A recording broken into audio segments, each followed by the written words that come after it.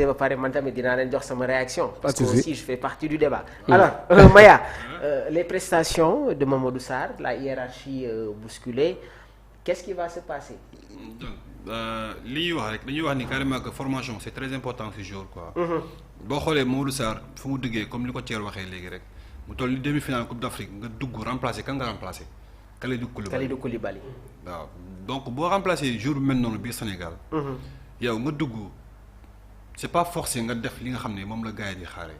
donc mooy que li may wax rek formation c'est très important boo xoolee prestation nga war a xam ni carrément que am na fu mu jaar formé nañ ko et puis ci base la jógee. donc pour mu mën a gérer loolu dafay nekk lu yomb ci moom. en plus Mamadou Sarr boo ko xamee xam ne carrément mi ngi Strasbourg. exactement en plus nekk bokk ci capitaine yi. Oui. donc loolu lépp quelque chose de boo xam ne boo ko apporté. son retour à Chelsea. merci beaucoup mais son retour à Chelsea nag moom. foofu noonu. oui pour man c'est un peu tôt quoi. baaxul Sénégal sax lay wax.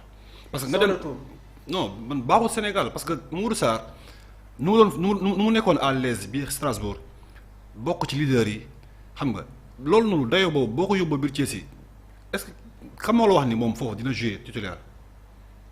am na benn continuité boo xam ne tey jii nii mën na ko bañ a am parce que équipe bu mel ni Chelsea boo xoolee ci 5 ans yu mujj yi gis nañ tournure bi fa am. ci façon bu ne nag. les systèmes de recrutement ci façon bu ne da ngay gis joueur dafay ñëw jouer 2 matchs 3 matchs toogaat ci banc bi nombre de matchs yu bëri doo joué waat. donc ñàkk jouer boobu noonu pour man war na ko dina ko xaw a wàññi tuuti parce que Mamadou Sarr boo xoolee dafa war a nekk ci marge de progression Mamadou Sarr xale la dafa war a am benn niveau boo xam ne war na ko mën a continuer ba ci kanam war na toog Strasbourg ba ci kanam. bien vrai que moomul boobu xam nag. mais pour man loolu moom benn défaillance de Sénégal quoi.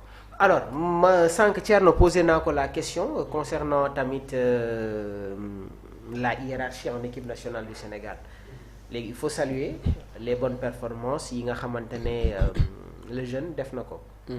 bi mu duggee contre l'Égypte. ak aussi la prestation qu'il a eue dans cette finale. mais dañuy dem ci benn échéance boo xamante ne je pense que Pape Bouna Thiaw ne va pas se limiter à un système. mais pour le moment. je pense qu'il faut respecter la hiérarchie au niveau de la charnière centrale. muy Kalidou Koulibaly ak Moussa Niakhaté. waaye nag am na ay yenn match yoo xamante ni ci coupe du monde bi. l'équipe va se retrouver avec un schéma à 3. face à certaines équipes. te man sax schéma boobu noonu maa ngi ko gën a jàpp ci match bu ñu war a jouer face à la Norvège. comme schéma bi ñu déterminé ak. waaw ak Maroc. oui. ah schéma à 3 boobu noonu. beneen mbir bi tamit de mon point de vue parce que man je suis supporter de Chelsea. et Chelsea a toujours eu de très grands défenseurs. Effectivement. depuis 2004 2005. ñoom John Terry ñoom Ricardo Carvalho. ñoom Alex. après ñoom Gary Cahill ñëw Thiago Silva. David Luiz Kalidou Koulibaly a fait son passage là-bas. aujourd'hui il y a de jeunes défenseurs yi nga xamante ne ñoom ñooy former boobu les charnières. mais gisoo li sa équipe boobu noonu.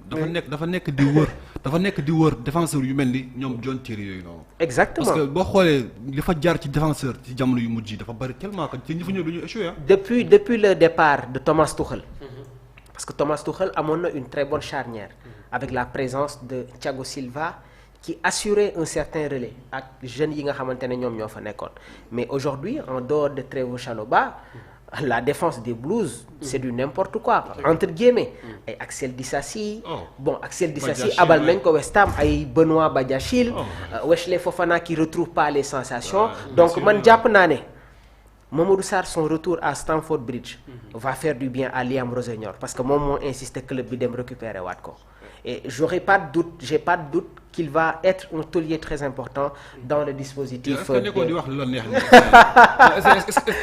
sérieusement est-ce que nekkoo di wax yow lu la neex nii parce que non mais en fait xam nga nekkul lu yomb quoi non ça va pas être facile ça va pas du tout être facile mais bërki démb dama déglu la réaction de Liam Rossignol dafa am ay kàddu yu am solo trop yi nga xamante ne daf ko yëkkati nee na c'est un joueur boo xamante ne xam na ko il connaît ses capacités et il fait partie de ses plans léegi nag pour un début ça va être un peu compliqué pour lui parce que mënul ñëw rek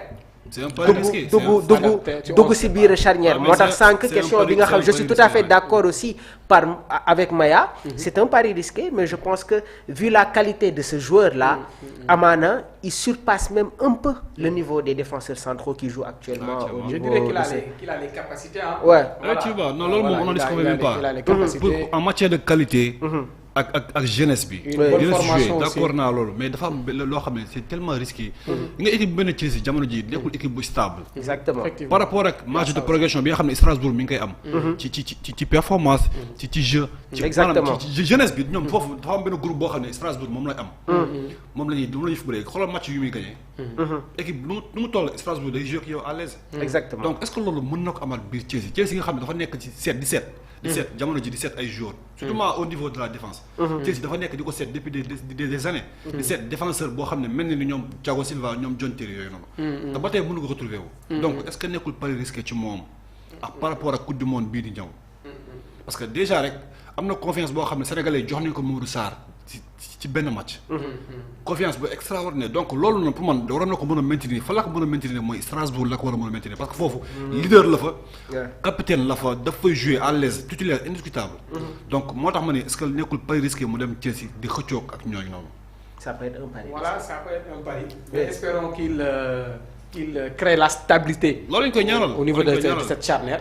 xam nga xëy na mën na ñëw am taxawaay bi baax. loolu lañ koy ñaanal Chelsea retrouvé wu par rapport ak défense am. après alors am na beneen joueur boo xamante ne tamit ñu ngi koy évoqué au niveau de l'entrejeu.